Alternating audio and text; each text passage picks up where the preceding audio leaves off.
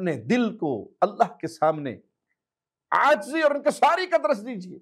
रब को जितनी आजिज़ी पसंद है, इनकिसारी पसंद है, जितना आपका दिल अल्लाह की तरफ झुकेगा, आपके दिल में रब के लिए आजिज़ी पैदा होगी, इनकिसारी पैदा होगी, उतने ही आपके दर्जात बुलंद होंगे और रब की मोहब्बत पैदा होगी। जब इंसान किसी से मोहब्बत करता है तो उसकी मुलाकात के लिए वक्त निकालता है, ख्वाहिश होती है मैं अपने महबूब से बातें करूं।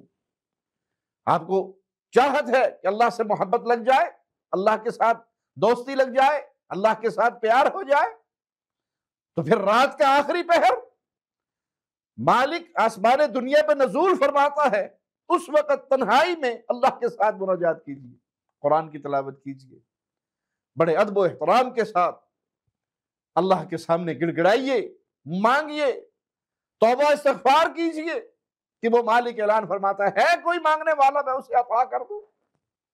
और अक्सरियत हमारी सोई हुई होती है और सुबह उठकर ये झूठ बोल देते हैं हमारी सुनता नहीं है, उनकी मोड़ता नहीं है।